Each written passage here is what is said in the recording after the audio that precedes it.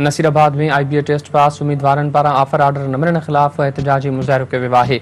उम्मीदवारनि पारां एहतजाजी मुज़ाहिरो करे आर्थर वाह ते धरणो हंयो वियो आहे। उम्मीदवारनि मुतालबो कयो आहे त खेनि ऑफर ऑर्डर ॾेई बेचैनी ख़त्म कई वञे। तव्हांखे आगाह कयूं पिया, नसीराबाद में IBA टेस्ट पास उम्मीदवारनि पारां ऑफर ऑर्डर न मिलण ख़िलाफ़ एहतजाजी मुज़ाहिरो कयो वियो आहे। उम्मीदवारनि पारां एहतजाजी मुज़ाहिरो करे आर्थर वाह ते धरणो हंयो वियो आहे। उम्मीदवारनि मुतालबो कयो आहे त खेनि ऑफर ऑर्डर ॾेई संदन बेचैनी ख़त्म कई वञे। नसीराबाद में IBA टेस्ट पास उम्मीदवारनि पारां ऑफर ऑर्डर न मिलण ख़िलाफ़ एहतजाजी मुज़ाहिरो कयो आहे। उम्मीदवारनि पारां एहतजाजी मुज़ाहिरो करे आर्थर वाह ते धरणो हंयो वियो आहे। नसीराबाद में IBA टेस्ट पास उम्मीदवारनि पारां ऑफर ऑर्डर न मिलण ख़िलाफ़ एहतजाजी मुज़ाहिरो कयो वियो आहे। उम्मीदवारनि पारां एहतजाजी मुज़ाहिरो करे आर्थर वाह ते धरणो हंयो वियो आहे।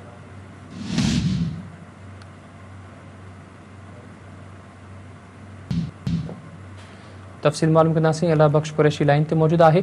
Allah Bakhsh, IBA test pass उम्मीदवारनि ऑफर ऑर्डर न मिलण ख़िलाफ़ एहतजाज कयो आहे, छा तफ़सील आहिनि?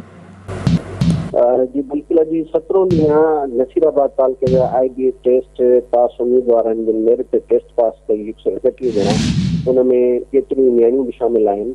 उहे मुसलसल सराप एहतजाज आहिनि, छो जो 131 जी जाइ ते सिर्फ़ु 24 ॼणनि खे ऑफर ऑर्डर ॾिना विया हुआ। 24 खे ऑफर ऑर्डर ॾियण खां पोइ ही मुसलसल एहतजाज जो सिलसिलो वेंदड़ो ऐं बाद में वरी 88 ॿियनि उम्मीदवारनि खे ऑफर ऑर्डर ॾिना विया, जॾहिं त 45 उम्मीदवार नियाणियूं ऐं शागिर्द अञा ताईं रहियल आहिनि जिन खे ऑफर ऑर्डर एसेनी जो सबबु ॼणाए नथा ॾिना वञनि। जंहिं अमल ख़िलाफ़ अॼु बि एहतजाजी मुज़ाहिरो करे आर्थर वाह जी पुल ते धरणो हंयो वियो आहे।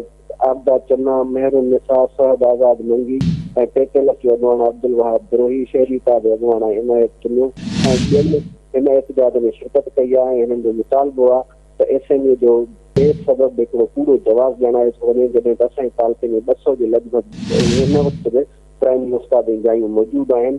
उन बावजूदि असांखे ऑफर ऑर्डर नथा ॾिना वञनि। हिननि जो चवणु आहे जेसीं ताईं असांखे ऑफर ऑर्डर न ॾिना वेंदा तेसीं ताईं असांजो एहतजाज जारी रहंदो ऐं जेकॾहिं ज़रूरत पई त ईद खां पोइ असां संघ सेक्रेटरीट जे साम्हूं वञी उते पंहिंजो एहतजाज रिकॉर्ड कराईंदासीं। जी ठीकु आहे। अला बख्श, महिरबानी तफ़सील ॼाणण लाइ।